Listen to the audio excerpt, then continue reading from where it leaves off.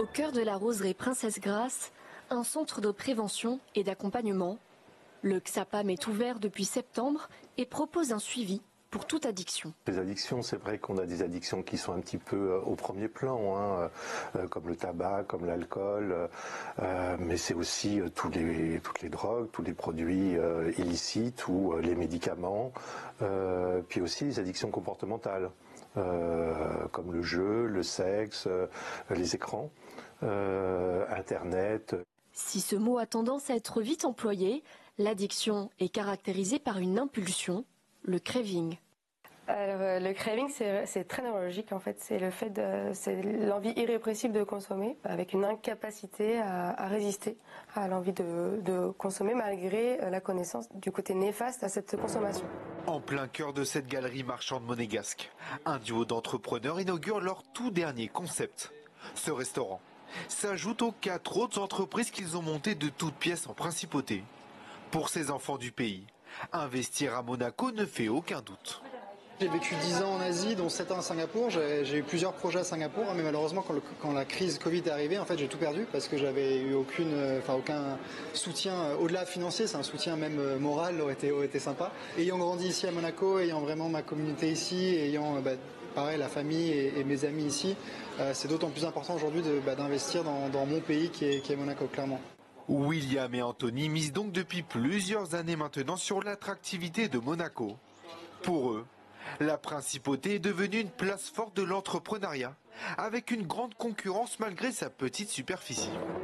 Les patients sont nombreux à se faire tester contre la grippe, au point qu'il faille régulièrement renflouer les stocks. Avant déjà les fêtes de Noël, on a commencé à voir un crescendo des cas de grippe, des gens qui viennent ici pour justement demander les autotests Covid-grippe. Les ventes de médicaments pour atténuer les symptômes grippaux progressent. Dans cette pharmacie, c'est quelques dizaines de personnes qui se présentent chaque jour avec des symptômes. On fait pas mal de tests et pas mal de vaccins. On en a fait tout le mois de décembre et ça s'est accentué pendant les vacances. Même constat chez ce médecin généraliste. Cette année, la grippe est particulièrement sévère. On les appelle les no-soldes. Ces marques qui refusent de participer à ce rituel qui a lieu 2 fois par an.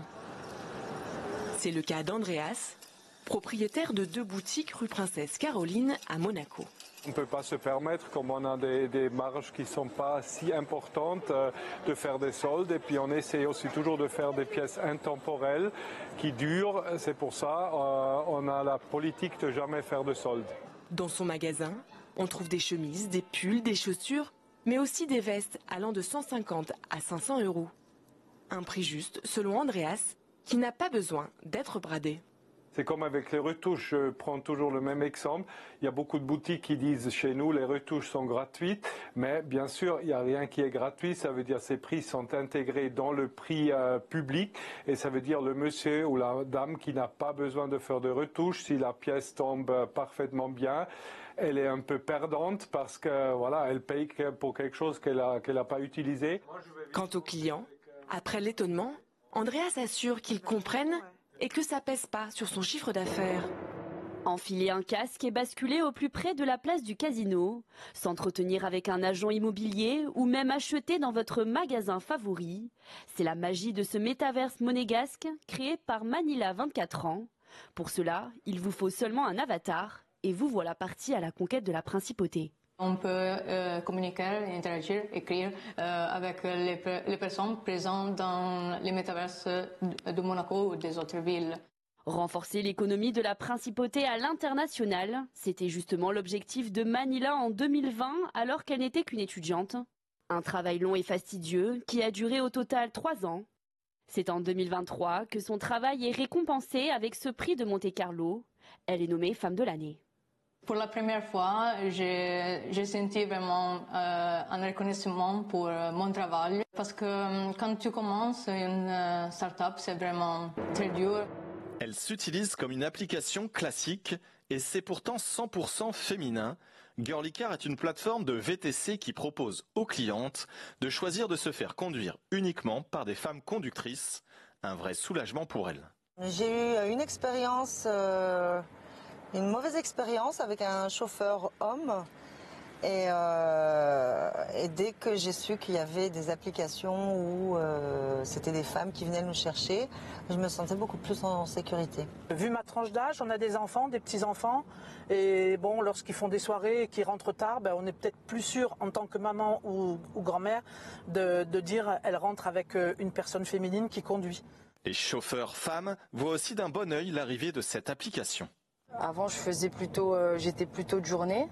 J'essayais de m'arrêter plutôt vers 20h maximum. Maintenant, je peux faire la nuit. Je trouve que si c'est des femmes, je serais beaucoup plus à l'aise. Aujourd'hui, seulement 3% des femmes VTC travaillent la nuit. Cette application répond donc à cette insécurité aussi bien pour les conductrices que pour les clientes.